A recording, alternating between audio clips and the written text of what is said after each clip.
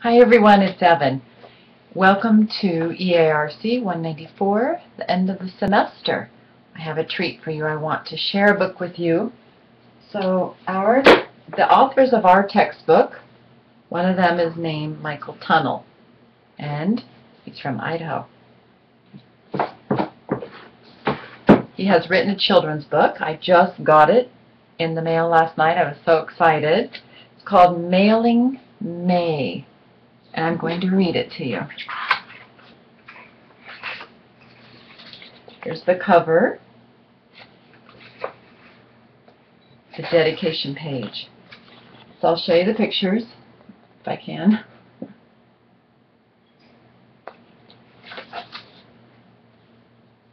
It all started when Ma and Pa promised I could stay a spell with Grandma Mary, who lived 1,000,000 miles away through the rough, old Idaho mountains.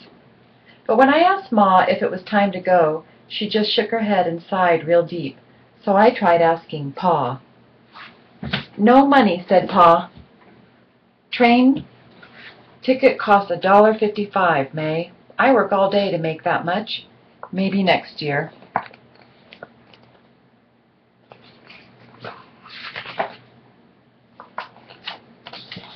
Let's see how I do here.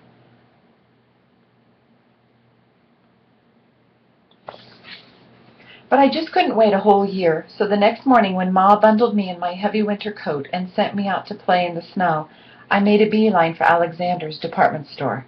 Mr. Alexander called his hello from atop a ladder. "I need a job," I said. "I need money for the train." Mr. Alexander smiled as he stepped down to the floor. "A job, is it? I wish I could hire you, May, but all the jobs around here are grown-up jobs, like counting money and lifting heavy cartons." I must have looked mighty sad because Mr. Alexander reached for a jar of peppermint sticks.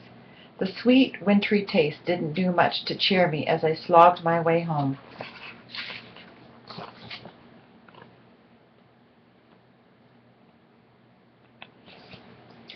Things only got worse when Pa came back from work that night. He and Ma commenced to whispering and peeking at me off and on. Then they made me go to bed awful early, which I did not like at all. Next morning, Ma shook me awake while it was still real dark. I was puzzled to see Pa's little traveling bag, packed and standing by the door. When I asked where he was going, Ma only smiled and said, "Eat your breakfast."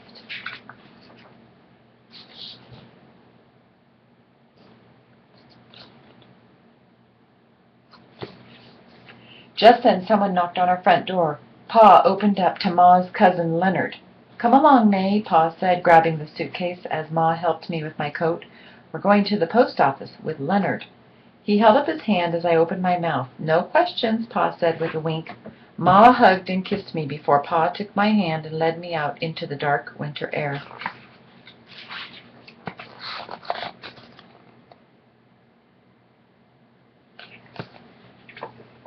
Before long, I stood taking in the funny smells of the Grangeville post office, glue and canvas bags and oiled wooden floors. Meanwhile, Pa marched right up to the postmaster Perkins and said, "Sam, you got some new rules for mailing packages. I know boxes weigh up to 50 pounds nowadays, but what sort of things can you send?" Mr. Perkins looked at Pa real strange-like as he asked, "What you got in mind, John?" "It's May," said Pa. "We'd like to mail her to Lewiston. Leonard here mans the mail car and the train, as you well know. He can take good care of our package." "Sure thing, Sam," said Leonard. I was flat flabbergasted by Pa, and so was Mr. Perkins. "Mailing May?" he mumbled, shaking his head.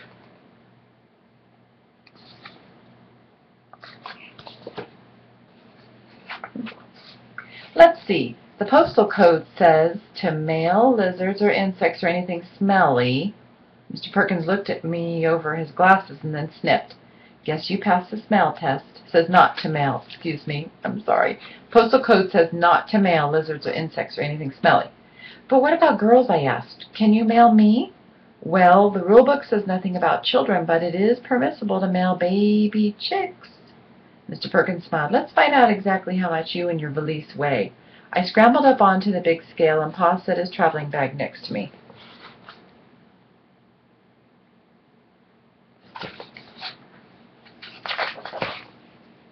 "48 pounds and 8 ounces. Biggest baby chick on record." Mr. Perkins ran his finger down a chart hanging near the scale and turned to Pa. "To mail May from Grangeville to Lewiston will cost 53 cents. "Well, Leonard, looks like you'll be in charge of some poultry on this mail run." Before I knew it, Mr. Perkins had glued 53 cents worth of stamps on the back of my coat, along with a label that read, and I'll show you this picture first and then the label. And then the label. "Delivered to Ms. somebody or other in blah, blah, blah, Lewiston, Idaho." Pa hugged me and told me to be good to Grandma Mary. Then he was gone, and there I was, a package sitting in the post office. Before long, Leonard carted me and the rest of the mail to the train station. The big black steam engine was already waiting, hissing and snorting like a boar hog. The sight made me go all tingly, seeing as I'd never, ever ridden on a train before.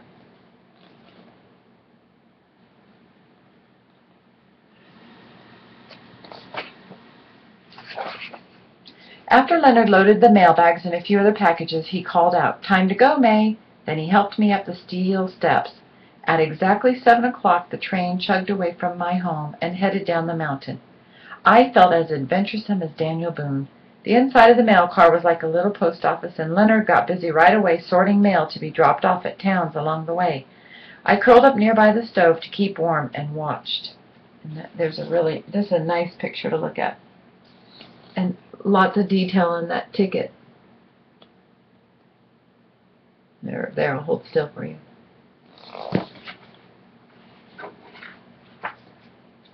Great picture of him sorting the mail.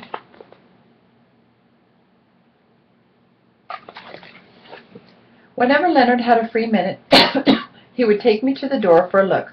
My, oh my, what sights there were to see. Why, we hung on the edge of mountainsides and crawled through tunnels. We crossed deep valleys on top of tall, spidery trestles that Leonard called steel on stilts. If any of you have driven from Grangeville to Lewiston, you'll know what he's talking about there. In fact, here's a picture of it. Then, long about Lapway Canyon, where the train tracks twist back and forth down the mountain, I began to feel somewhat less adventuresome. Instead, I was feeling dizzy and weak in the stomach. I was about to run to get some fresh air when I heard an angry voice at the door. "Leonard," yelled a man in a uniform, "that girl better have a ticket or money to buy one." It was Mr. Harry Morris, the train's conductor. I hid behind Leonard as he explained that I was a package, not a passenger. Then he showed Mr. Morris the stamps on my coat. That cranky old conductor slapped his knee and laughed out loud. "I've seen everything now," said Mr. Morris, wiping his eyes. Well, Mr. Morris plumb scared the dizziness right out of me. Even my stomach seemed better, and I started feeling hungry. Leonard said lunch would be at Grandma Mary's.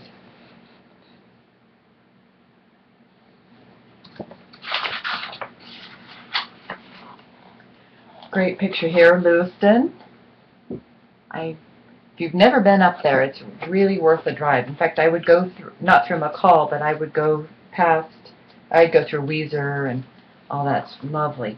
The train made a few more stops at towns like Sweetwater and Joseph before we pulled into the Lewiston Railroad Station.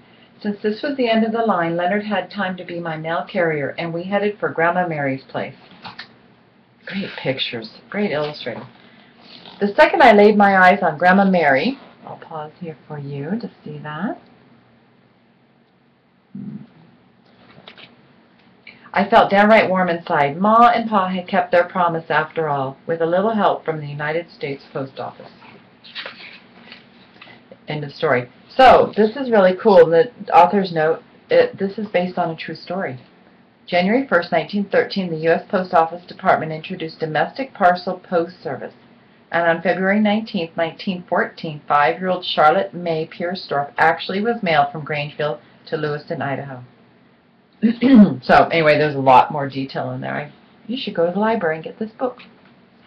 All right, you all have a Merry Christmas. It's been a great semester, and I'm looking forward to your final exams about your favorite books. Bye-bye.